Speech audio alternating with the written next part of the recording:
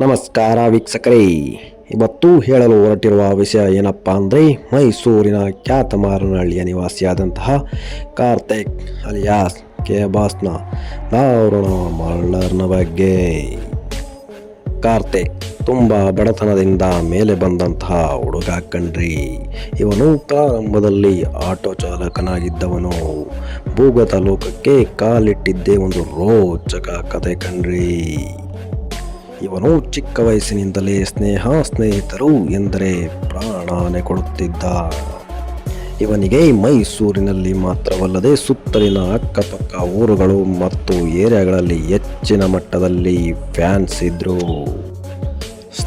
ಸ್ನೇಹಿತ ಅಂತ ಬಂದರೆ ಎಂತಹ ಸಹಾಯವನ್ನು ಮಾಡುತ್ತಿದ್ದ ಮತ್ತು ಬಡ ಜನರಿಗೆ ಹಲವಾರು ಸಹಾಯವನ್ನು ಮಾಡುತ್ತಿದ್ದ ಕಾರ್ತಿಕನಿಗೆ ಬಂದಿದ್ದು ಮಾತ್ರ ಭಯಾನಕ ಸಾವು.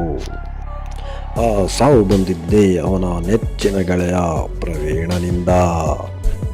ಹೌದು, ಪ್ರವೀಣ ಇವನು ಕಾರ್ತಿಕನ ನೆಚ್ಚಿನ ಗೆಳೆಯ. ಕಾರ್ತಿಕನ ಬಗ್ಗೆ ಪ್ರತಿಯೊಂದು ವಿಷಯವನ್ನು ತಿಳಿದಿದ್ದ ಪ್ರವೀಣ ಯಾವಾಗಲೂ ಕಾರ್ತಿಕನ ಜೊತೆಯಲ್ಲಿ ಇರುತ್ತಿದ್ದ. ಕಾರ್ತಿಕನು ಅಷ್ಟೇ ಪ್ರವೀಣನನ್ನು ಎಲ್ಲಿ ಹೋದರೂ ಅಲ್ಲಿಗೆ ಕರೆದುಕೊಂಡು ಹೋಗುತ್ತಿದ್ದ. ಪ್ರವೀಣ ಕಾರ್ತಿಕ್ನ ಕಾರನ್ನು ಓಡಿಸುತ್ತಿದ್ದು ಯಾವಾಗಲೂ ಜೊತೆಯಲ್ಲೇ ಇದ್ದ. ಇವರು ಬೇರಾಗಿದ್ದು ಎರಡು ಕಾರಣಕ್ಕೆ ಮಾತ್ರ. ಮೊದಲನೆಯ ಕಾರಣ, ಪ್ರವೀಣ ಒಂದು ಹೆಂಗಸಿನ ಸವಾಸ ಮಾಡಿದ್ದ. ಆ ಹೆಂಗಸು ಕಾರ್ತಿಕ್ನ ಏರಿಯಾದವಳೇ ಆಗಿದ್ದಳು. ಇದರಿಂದ ಜನರು ಕಾರ್ತಿಕ್ನ ಸ್ನೇಹಿತನಿಗೂ ಮತ್ತು ಆ ಹೆಂಗಸಿಗೂ ಸಂಬಂಧವಿದೆ ಎಂದು ಕೆಟ್ಟದಾಗಿ ಮಾತನಾಡುತ್ತಿದ್ದರು. ಇದನ್ನೆಲ್ಲ ಗಮನಿಸಿದ ಕಾರ್ತಿಕ್ ಆ ಹೆಂಗಸನಿಂದ ದೂರ ಇರು, ನಿನ್ನಿಂದ ನನಗೂ ಕೆಟ್ಟೆಸರು ಎಂದು ಬೈದು ಬುದ್ಧಿ ಹೇಳಿದ್ದ. ಇದರಿಂದ ಪ್ರವೀಣನಿಗೆ ಕಾರ್ತಿಕ್ನ ಮೇಲೆ ಬೇಸರ ಉಂಟಾಯಿತು. ಇದು ಕಾರ್ತಿಕ್ನ ಸಾವಿನ ಮೊದಲ ಕಾರಣವಾಗಿದೆ. ಎರಡನೆಯ ಕಾರಣ ಏನಪ್ಪ ಅಂದರೆ, ಪ್ರವೀಣ ಕಾರ್ತಿಕನ ಹೆಸರನ್ನು ಬಳಸಿಕೊಂಡು ತನ್ನದೇ ಆದ ಹವಾ ಮೇಂಟೈನ್ ಮಾಡಲು ಹೊರಟಿದ್ದ. ಕಾರ್ತಿಕನ ಹೆಸರನ್ನು ಬಳಸಿಕೊಂಡು ಜನರಲ್ಲಿ ಚಂದ ವಸೂಲಿ ಮಾಡುತ್ತಿದ್ದ ಹಾಗೂ ಹಲವಾರು ಬಾರಿ ಜನರ ಬಳಿ ಸಣ್ಣ ಪುಟ್ಟ ಕ್ಲಿಕ್ ಕೂಡ ಮಾಡಿಕೊಳ್ಳುತ್ತಿದ್ದ. ಕಾರ್ತಿಕ್ ಪ್ರವೀಣನ ವಿಷಯಕ್ಕೆ ಹಲವಾರು ಬಾರಿ ಪೊಲೀಸ್ ಸ್ಟೇಷನ್ಗೆ ಹೋಗಿ ಪ್ರವೀಣನನ್ನು ಬಿಡಿಸಿಕೊಂಡು ಬರುತ್ತಿದ್ದ.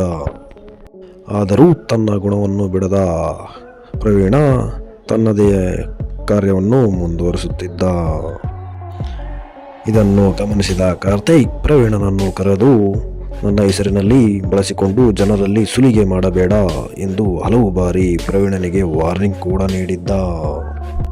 ಆದರೆ ಕಾರ್ತಿಕ್ನ ಮಾತಿಗೆ ಕ್ಯಾರಿ ಅನ್ನದ ಪ್ರವೀಣ ತನ್ನ ಹಳೆಯ ಖ್ಯಾತೆಯನ್ನು ಮುಂದುವರಿಸುತ್ತಿದ್ದ.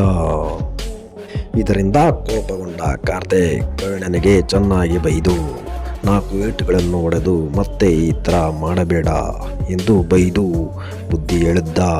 ಇದನ್ನು ತಿಳಿಯದ ಪ್ರವೀಣ ಎಲ್ಲರ ಮುಂದೆ ನನ್ನನ್ನು ಅವಮಾನ ಮಾಡಿದ ಎಂದು ತಿಳಿದು ಕೆಲವು ತಿಂಗಳವರೆಗೆ ಕಣ್ಮರೆಯಾಗಿದ್ದ. ಇದು ಕಾರ್ತಿಕ್ನ ಕೊಲೆಯ ಎರಡನೆಯ ಕಾರಣವಾಗಿದೆ. ಕಣ್ಮರೆಯಾಗಿದ್ದ ಪ್ರವೀಣ್ ಹೊರಟಿದ್ದೆ ಅವಿನಾಶ್ನ ಬಳಿ. ಎಸ್, ಅವಿನಾಶ್ ಅಲಿಯಾಸ್ ಅವಿ ಮೈಸೂರಿನಲ್ಲಿ ತಕ್ಕ ಮಟ್ಟಿಗೆ ಹೆಸರು ಮಾಡಿದ್ದ ಅವಿನಾಶ್ ಎಂಬವನ ಬಳಿ ಹೋದ ಪ್ರವೀಣ, ಕಾರ್ತಿಕ್ ಮತ್ತು ನಾನು ಜಗಳವಾಡಿದ್ದೇವೆ. ಅವನಿಂದ ನನಗೆ ತುಂಬ ಅವಮಾನವಾಗಿದೆ. ನಾನು ಅವನನ್ನು ಕೊಲೆ ಮಾಡಬೇಕು. ಇದಕ್ಕೆ ನಿನ್ನ ಸಹಾಯ ಬೇಕು ಎಂದು ಅವಿನಾಶ್ನ ಬಳಿ ಹೇಳಿಕೊಂಡ. ಅವಿನಾಶ್ಗೂ ಕಾರ್ತಿಕ್ಗೂ ಏನಪ್ಪ ಸಂಬಂಧ ಅಂದರೆ, ಒಂದು ದಿನ ಜೈಲಿನಲ್ಲಿ ಅವಿನಾಶ್ ಮತ್ತು ಕಾರ್ತಿಕ್ ಮುಖಾಮುಖಿಯಾಗಿದ್ರು. ಮೈಸೂರಿನ ನಾನಾ ಅಥವಾ ನೀನಾ ಎಂದು ಜೈಲಿನಲ್ಲಿ ಕ್ರೇಕ್ ಮಾಡಿಕೊಂಡಿದ್ರು. ಇದರಿಂದ ಅವಿನಾಶ್ ಕಾರ್ತಿಕನನ್ನು ಹೊಡೆಯಲು ಅವಕಾಶವನ್ನು ಕಾಯುತ್ತಿದ್ದ. ಅವಿನಾಶ್ಗೆ ಪ್ರವೀಣನ ಸಾಥ್ ಸಿಕ್ಕಿದ್ದು ಆನೆ ಬಲ ಬಂದಂತಾಯಿತು. ಕಾರ್ತಿಕನನ್ನು ಮರ್ಡರ್ ಮಾಡಿದ ನಂತರ ನೀನೇ ಮೈಸೂರು ಡಾನ್ ಎಂದು ಅವಿನಾಶ್ಗೆ ಆಸೆ ಹುಟ್ಟಿಸಿದ. ತಕ್ಕ ಮಟ್ಟಿಗೆ ಏರಿಯಾದಲ್ಲಿ ಹೆಸರು ಮಾಡಿದ್ದ ಅವಿನಾಶ್ ದೊಡ್ಡ ಹೆಸರು ಮಾಡಬೇಕು ಎಂದು ಆಸೆ ಹೆಚ್ಚಾಯಿತು. ಇದಕ್ಕೆ ಅವಿನಾಶ್ ಆಯಿತು ಕಾರ್ತಿಕನನ್ನು ಮರ್ಡರ್ ಮಾಡೋಣ ಎಂದು ಪ್ರವೀಣ ಮತ್ತು ಅವಿನಾಶ್ ಗ್ಯಾಂಗ್ ಸ್ಕೆಚ್ ಆಗತೊಡಗಿತು. ಆದರೆ ಕಾರ್ತಿಕನನ್ನು ಮೈಸೂರಿನಲ್ಲಿ ಮುಟ್ಟುವುದು ಕನಸಿನ ಮಾತು. ಅವನನ್ನು ದ್ವೇಷದಿಂದ ಹೊಡೆಯಲು ಸಾಧ್ಯವಿಲ್ಲ ಎಂದು ಪ್ರವೀಣನಿಗೆ ಚೆನ್ನಾಗಿಯೇ ಗೊತ್ತಿತ್ತು. ಕಾರ್ತಿಕ್ನ ಎಲ್ಲ ವಿಷಯವನ್ನು ತಿಳಿದಿದ್ದ ಪ್ರವೀಣ ಕಾರ್ತಿಕ್ನ ವೀಕ್ನೆಸ್ ಅನ್ನು ಅವಿನಾಶ್ನ ಬಳಿ ಹಂಚಿಕೊಂಡಿದ್ದ.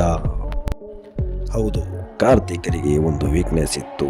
ಏನಪ್ಪ ಅಂದರೆ ಫ್ರೆಂಡ್ಸೇ.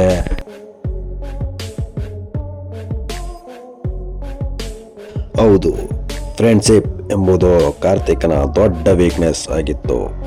ಹೌದು, ಮೊದಲೇ ಹೇಳಿದ ಹಾಗೆ ಫ್ರೆಂಡ್ಶಿಪ್ ಎಂದರೆ ಏನು ಬೇಕಾದರೂ ಮಾಡುತ್ತಾನೆ ಮತ್ತು ಎಲ್ಲರನ್ನೂ ಸುಲಭವಾಗಿ ನಂಬುತ್ತಿದ್ದ. ಕಾರ್ತಿಕ್ನ ವೀಕ್ನೆಸ್ ಅನ್ನು ಪ್ರವೀಣ ಅವಿನಾಶ್ನ ಬಳಿ ಹೇಳುತ್ತಾನೆ. ಕಾರ್ತಿಕ್ನನ್ನು ದ್ವೇಷದಿಂದ ಹೊಡೆಯುವುದು ಅಸಾಧ್ಯವಾದ ಮಾತು. ಕಾರ್ತಿಕ್ನನ್ನು ಹೊಡೆಯಲು ಇರುವ ಒಂದೇ ಒಂದು ಮಾರ್ಗ ಎಂದರೆ ಫ್ರೆಂಡ್ಶಿಪ್ ಎಂದು ತಿಳಿದಿದ್ದ ಪ್ರವೀಣ ಮತ್ತು ಅವಿನಾಶ್ ಒಂದು ದೊಡ್ಡ ಸ್ಕೆಚ್ ಅನ್ನೇ ಹಾಕಿಬಿಟ್ರು. ಅಂದು 4/5/2025 ಭಾನುವಾರ.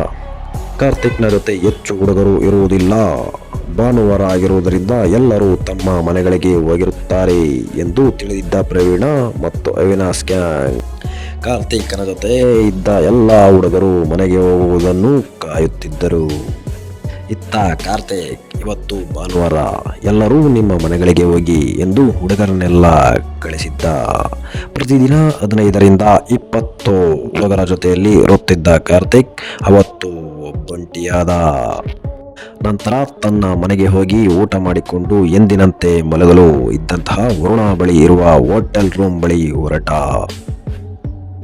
ಇದನ್ನೆಲ್ಲ ಗಮನಿಸಿದ ಪ್ರವೀಣ ಮತ್ತು ಅವಿನಾಶ್ ಗ್ಯಾಂಗ್ ಹೊಂಚು ಹಾಕತೊಡಗಿತು. ಅವಿನಾಶ್ ಕಾರ್ತಿಕನಿಗೆ ಕಾಲ್ ಮಾಡಿದ. ಅವತ್ತು ಜೈಲಿನಲ್ಲಿ ನಡೆದ ಘಟನೆಯನ್ನು ಮರೆತು ಬಿಡು, ನನ್ನನ್ನು ಕ್ಷಮಿಸು ಎಂದು ಕಾರ್ತಿಕನ ಬಳಿ ಕೇಳಿಕೊಂಡ. ಕಾರ್ತಿಕ್, ನಾನು ನಿನ್ನ ನೋಡಲು ಮನೆಗೆ ಹೋಗಿದ್ದೆ, ಆದರೆ ನೀನು ಇರಲಿಲ್ಲ. ಇವಾಗ ಮಧ್ಯರಾತ್ರಿ ಆಗಿದೆ, ಮಲಗಲು ಜಾಗವಿಲ್ಲ ಎಂದು ಕಾರ್ತಿಕ್ನ ಬಳಿ ಸುಳ್ಳು ಹೇಳುತ್ತಾನೆ. ಅವನು ಹೇಳುತ್ತಿರುವುದು ಸುಳ್ಳು ಎಂದು ತಿಳಿಯದ ಕಾರ್ತಿಕ್, ನಾನು ವರುಣ ಬಳಿ ಇರುವ ರೂಮ್ ಬಳಿ ಹೋಗುತ್ತಿದ್ದೇನೆ, ನೀನು ಬಾ, ನನ್ನ ರೂಮ್ ಪಕ್ಕ ನಿನಗೂ ಒಂದು ರೂಮ್ ಮಾಡಿಕೊಡುತ್ತಾನೆ ಎಂದು ಹೇಳುತ್ತಾನೆ. ಇದನ್ನೇ ಕಾಯುತ್ತಿದ್ದ ಪ್ರವೀಣ ಮತ್ತು ಅವಿನಾಶ್ ಗ್ಯಾಂಗ್ ಹೊರಟಿದ್ದೇ ವರುಣ ರೂಮ್ ಬಳಿ. ಮೊದಲಿಗೆ ನಾನು ಹೋಗುತ್ತೇನೆ, ನಂತರ ನೀವು ಬನ್ನಿ ಎಂದು ಅವಿನಾಶ್ ಗ್ಯಾಂಗ್ಗೆ ತಿಳಿಸಿದ. ನಂತರ ಅವಿನಾಶ್ ಒಬ್ಬ ಹುಡುಗನನ್ನು ಕರೆದುಕೊಂಡು ಕಾರ್ತಿಕ್ನ ಬಳಿ ಹೋಗುತ್ತಾನೆ. ಈ ಎಲ್ಲ ಪಿತೂರಿಯನ್ನು ತಿಳಿಯದ ಕಾರ್ತಿಕ್ ಅವಿನಾಶ್ನನ್ನು ಸ್ವಾಗತಿಸಲು ಮುಂದಾದ. ಫ್ರೆಂಡ್ಶಿಪ್ ಹೆಸರನ್ನು ಹೇಳಿಕೊಂಡು ಬಂದ ಅವಿನಾಶ್ನನ್ನು ನಂಬಿದ್ದ ಕಾರ್ತಿಕ್ ಪ್ರೀತಿಯಿಂದ ಮಾತನಾಡಿಸಲು ಮುಂದಾದ. ಆದರೆ ಅವಿನಾಶ್ ಇದ್ದಕ್ಕಿದ್ದಂತೆ ಕಾರ್ತಿಕನನ್ನು ಜೋರಾಗಿ ತಳ್ಳಿ ಅವನ ಮೇಲೆ ದಾಳಿ ಮಾಡಲು ಆರಂಭಿಸುತ್ತಾನೆ. ನಂತರ ಕಾರಿನಲ್ಲಿ ಅವಿನಾಶ್ನ ಗ್ಯಾಂಗ್ ಮತ್ತು ಪ್ರವೀಣ ಎಂಟ್ರಿ ಕೊಟ್ಟೇ ಬಿಟ್ರು. ಸುತ್ತಲೂ ಆವರಿಸಿದ ಅವಿನಾಶ್ ಗ್ಯಾಂಗ್ ಅನ್ನು ಕಂಡು ಕಾರ್ತಿಕ್ ತಪ್ಪಿಸಿಕೊಳ್ಳಲು ಪ್ರಯತ್ನಿಸಿದ. ಆದರೆ ಎಲ್ಲರೂ ಮಾರಕಾಸ್ತ್ರಗಳನ್ನು ಹೊಂದಿದ್ದರಿಂದ ಒಂದರ ಮೇಲೊಂದು ಮತ್ತೆ ಲಾಂಗ್ ಏಟುಗಳು ಬೀಳಲಾರಂಭಿಸಿದವು. ಆದರೂ ತಪ್ಪಿಸಿಕೊಳ್ಳಲು ಪ್ರಯತ್ನಿಸಿದ ಕಾರ್ತಿಕ್ ಓಡುವ ಭರದಲ್ಲಿ ಕೆಳಗೆ ಬಿದ್ದ.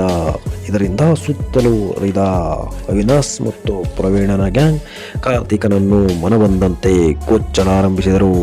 ಇದರಿಂದ ಕಾರ್ತಿಕ್ ಸ್ಥಳದಲ್ಲೇ ಮೃತಪಟ್ಟ ಕಣ್ರಿ. ಫ್ರೆಂಡ್ಸ್ಗಾಗಿ ಜೀವ ಕೊಡುತ್ತಿದ್ದ ಕಾರ್ತಿಕನ ಅಂತ್ಯ ಫ್ರೆಂಡ್ಸ್ನಿಂದಲೇ ಕೊನೆಯಾಯಿತು.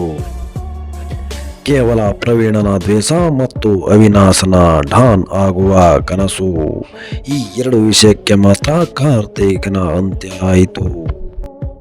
ಆದರೆ ಕಾರ್ತಿಕನ ಹೆಸರಿಗೆ ಮಸಿ ಬಳಿಯುವ ಉದ್ದೇಶದಿಂದ ಯಾವುದೋ ಒಂದು ಆಂಟಿಯ ಜೊತೆ ಪ್ರವೀಣ ಮತ್ತು ಕಾರ್ತಿಕನ ಸಂಬಂಧ ಇತ್ತು.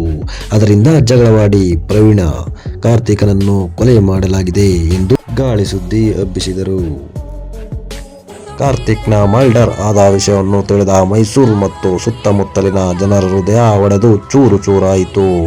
ಇದರಿಂದ ಜನರು ದಿಗ್ಭ್ರಮೆಗೆ ಒಳಗಾದರು ಮತ್ತು ಕಾರ್ತಿಕ್ನ ಶವವನ್ನು ನೋಡಲು ಮುಂದಾದರು.